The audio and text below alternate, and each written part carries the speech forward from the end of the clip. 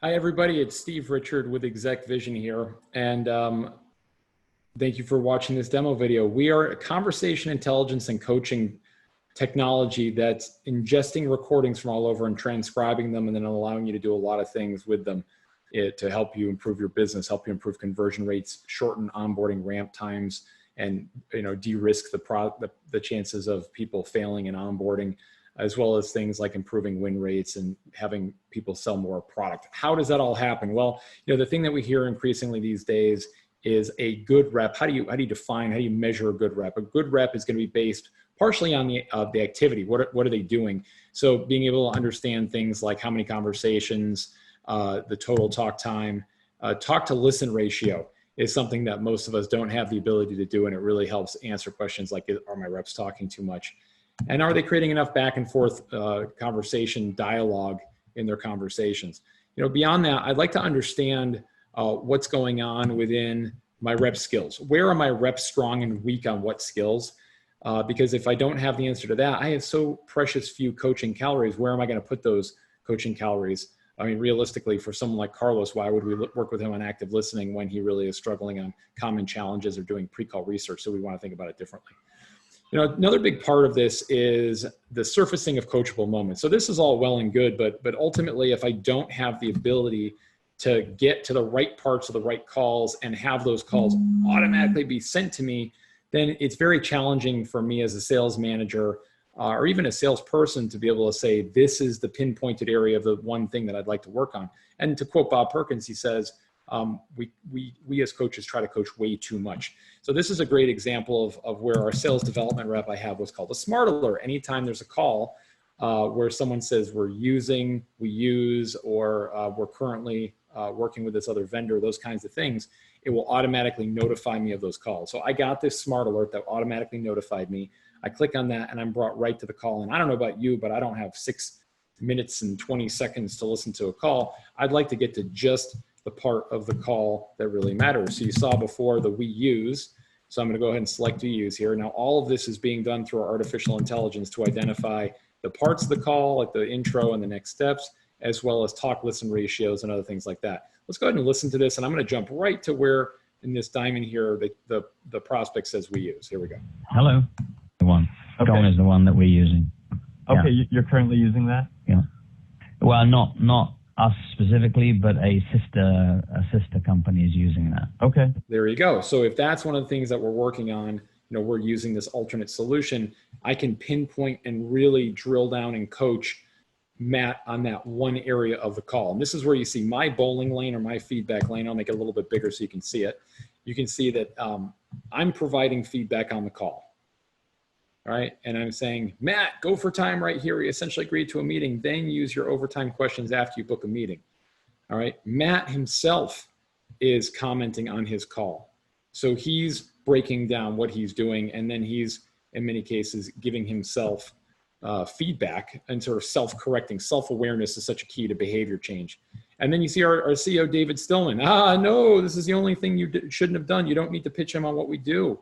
He had already agreed to the appointment. And then we have the opportunity to calibrate. Calibration is so important. And if you think about it, most companies really don't have a good, clear definition of what is a good call. What are the behaviors? This is what we call a behavior framework that's relevant for the different call types. And you can see that we're fairly calibrated here.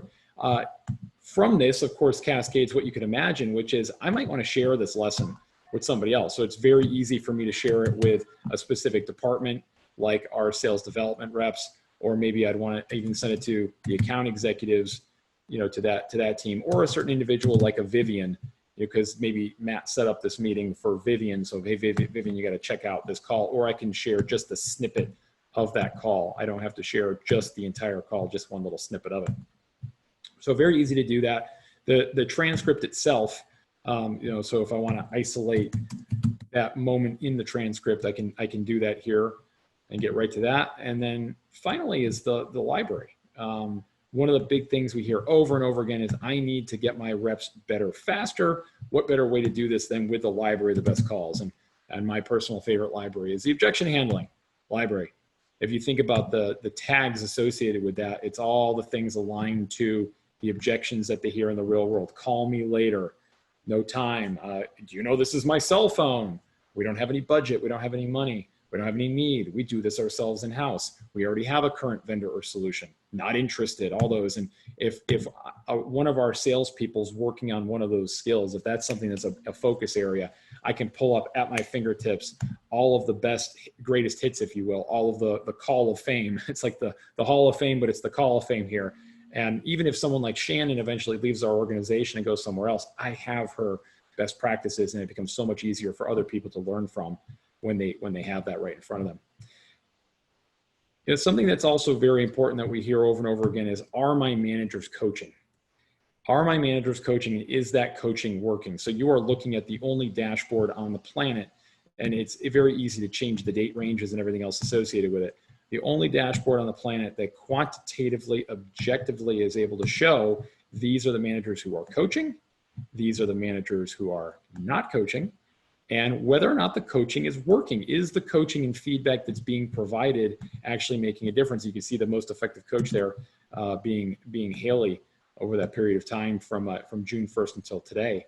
And then with all the drill down ability that you might want, I might want to look at the full report and be able to see all of the coaching that's happening across all of the managers. I love this one. This makes me happy. I can see I got a green check. So my coaching is proving to be effective. It's driving up activity levels. Call scores are down a little bit, but the call activity is way up. So I'm getting that check relative to everybody else. So now I have a good sense for, who's strong and weak on what. And then when I determine that, I can then say, how am I going to change behavior?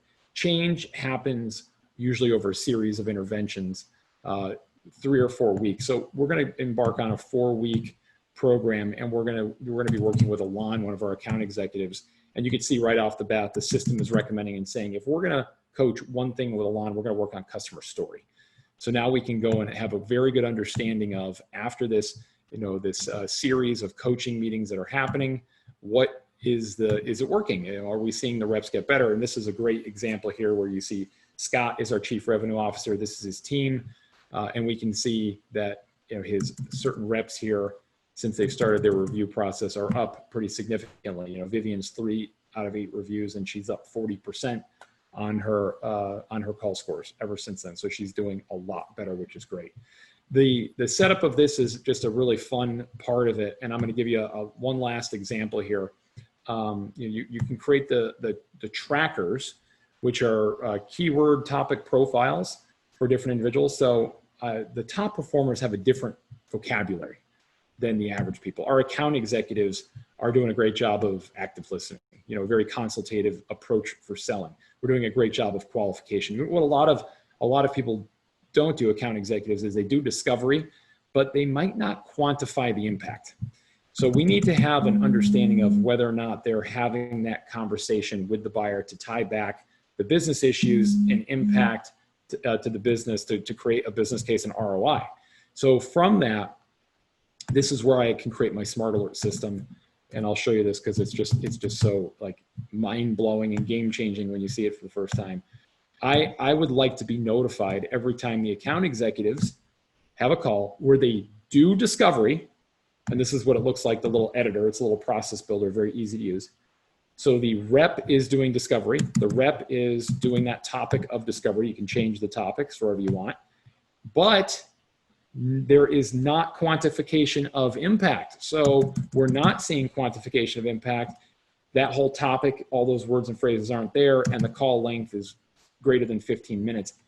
If this is happening, we need to be notified as sales leaders so that we can help those reps take action and make change. And this is this one is just the best. So Kanika is one of our customer success managers. When we first launched Smart Alerts, we, surprise, surprise, a lot of the people who are doing the account management, they didn't bring it to their customers. I'm sure you've never had anything like that happen in your companies, okay? So only people in glass houses throw stones. So what did I do? Well, for most people, they would have to sit there with Kanika on the call or try to dig through this pile of call recordings to find examples and try to understand, is she talking about smart alerts or not? But with me, I was able to create a smart alert. And this is what was being shared on the screen during that time of the call. In this case, it was just a conversation back and forth. But this is a call where smart alerts was not said on the call. So we don't see it coming up at all. And interestingly enough, there were several examples of where they were talking about, the business.